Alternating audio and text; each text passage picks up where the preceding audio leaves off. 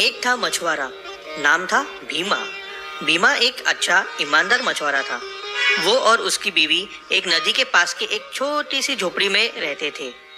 भीमा रोज सुबह मछली पकड़ने के लिए अपनी नाव लेके निकल जाता और शाम तक जो कुछ भी हाथ आता पास के शहर वीरपुर में बेच आता। वो लोग गरीब थे पर अपना गुजारा चला लेते थे। भीमा हमेशा खुश रहता और दूसरों की मदद करता। अरे ओ अम्मा, ठीक है ना? कैसी है कमर अब तेरी? भीमा, अरे बेटा ठीक है, पर तूने जो दवाई ला के दी थी वो खत्म हो गई है। जब तक दर्द होता ही रहता है। तू बोला क्यों नहीं? मैं आज काम से लौटते वक्त शहर से और दवाई ले आऊंगा तेरे लिए। चलता हूँ, ख्याल रख। भीमा से जो हो पाता वो हमेशा दूसरों की मदद करता रहता था। शायद इसलिए एक दिन उसकी किस्मत चमक उठी। एक दिन की बात है, भीमा मछली पकड़ रहा था। तभी उसके हाथ एक बहुत बड़ी मछली लगी। ऐसी सुंदर मछली उसने कभी नहीं देखी थी। अरे वाह, क्या मछली है! इतनी रंगीन, इतनी चमकदार।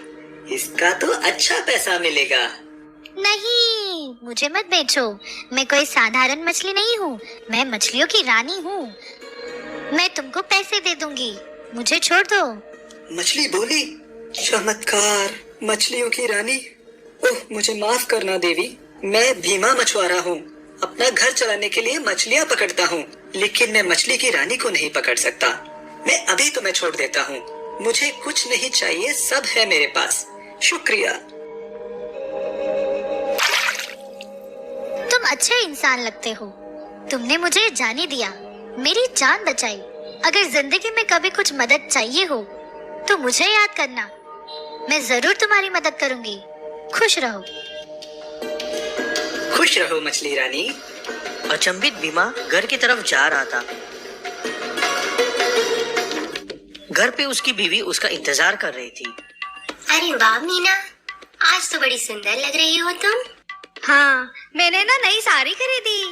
मैं तो लेती रहती हूँ। मेरे पति बहुत कमाते हैं। तेरा पति क्या करता है? ये ना मछली पकड़ते हैं, पास में ही। मछुआरे हो? अच्छा चल, मुझे काम है, चलती हूँ।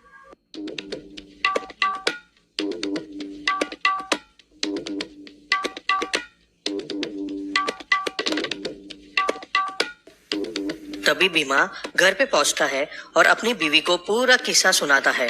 मधु, मैंने जब उस रानी मछली को जाने दिया तो जाते वक्त भी उसने मुझे बहुत अपनेपन से कहा कि जब भी कोई मदद की जरूरत हो बता देना। मत मारी गई है क्या? साक्षात लक्ष्मी तुम्हारे दरवाजे पर खड़ी थी और तुमने मना कर दिया। हे भगवान, जाने तुम्हें कब बुद्धि आएगी। पहले पता होता कि ऐसे दिन देखने पड़ेंगे तो कभी तुमसे शादी के लिए हाँ ना कहती। मेरी जिंदगी तो बस चूल्हा फूकने में ही गुजर जाएगी। बाकी दुनिया कहाँ से कहाँ पहुँच गई है। मेरा ही नसीब खोटा है। पर नहीं, अब और नहीं। अरे मधु, ऐसा मत कहो। मैं इतनी मेहनत करता तो हूँ। हम लोग खुश रह रहे हैं ना? खुश? ये खुशी है? घर देखा है हमारा? निकलो, निकलो बाहर, निकलो घर से अभी के अभी। जाओ और अभी उस मछली के पास जाके बोलो कि खूब सारा पैसा दे, बड़ा घर दे। आई समझ में बात? मधु की बात सुन भीमा को बहुत दुख हुआ और वो अपने दुख में नदी की तरफ चलता रहा। वहां पहुंच के वो एक पत्थर पे बैठ गया। तभी वहां उसके पास जादुई मछली प्रकट हुई। अरे दयालु मछुआरे, तुमने मुझे याद किया और तुम उतने उदास क्यों हो? मछली रानी, क्या बताऊं। मैं जब अपने घर गया, मैंने अपनी बीवी को बताया आपके बारे में, पर ये सब सुन के उसको बहुत दुख हुआ कि मैंने आपसे कुछ मांगा क्यों नहीं। हम लोग बहुत गरीब हैं और वो चाहती है कि उसकी टूटी हुई झोपड़ी की बजाय बड़ा सा घर हो। वो जिद कर रही है और मैं उसे समझा नहीं पा रहा। ओह, तो ये बात है, एक बड़ा सा घर। हाँ, क्यों नहीं, तुम घर जाओ, तुम्हारी बीवी को बड़ा सा घर मिल गया है। खुश रहो भीमा। ये सुन के भीमा को थोड़ा अचंभा हुआ पर पूरा विश्वास नहीं। फिर वो उदास अपने घर की तरफ गया।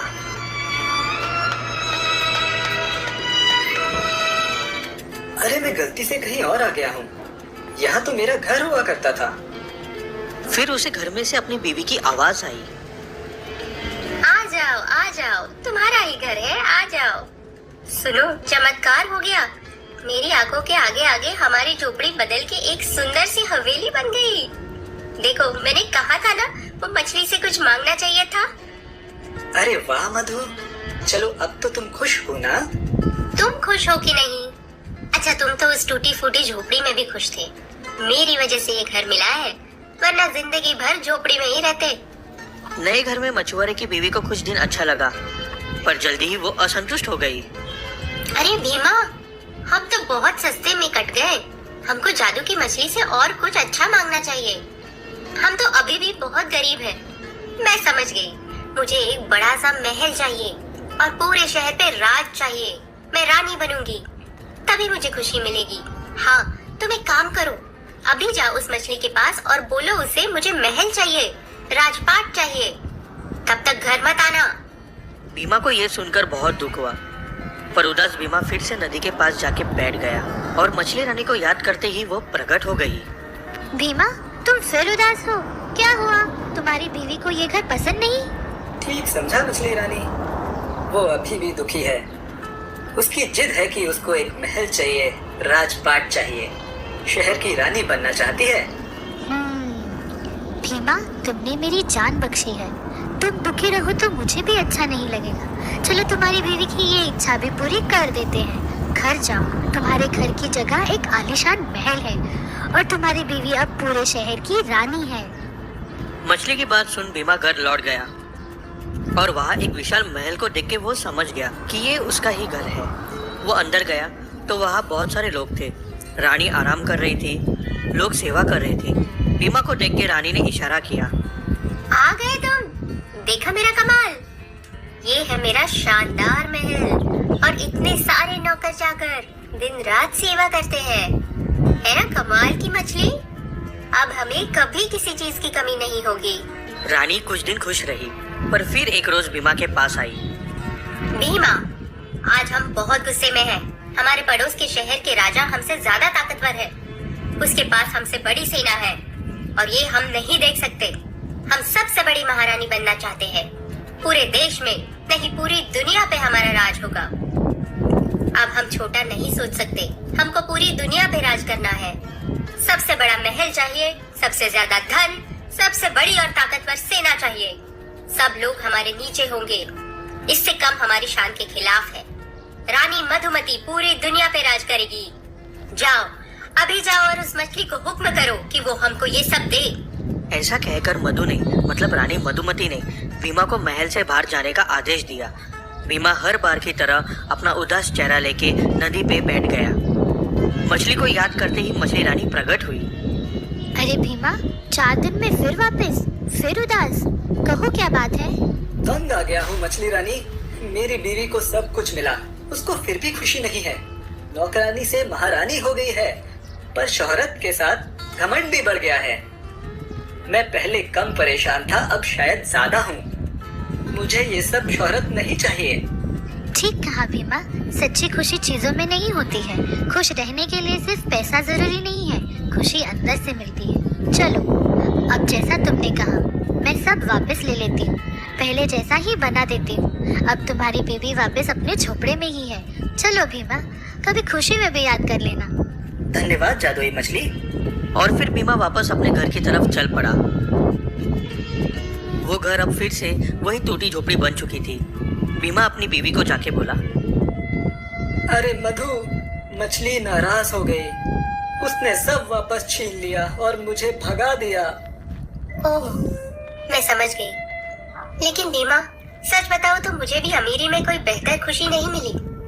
हम तो पहले भी खुश ही थे। चलो भूल जाओ सब कुछ। अच्छा सुनो, पड़ोस वाली अम्मा आई थी, बोल रही थी कि उनकी पीठ तुम्हारी दवाई से ठीक हो गई है। लड्डू दे के गई है। तो ये थी बीमा और जादुई मछली की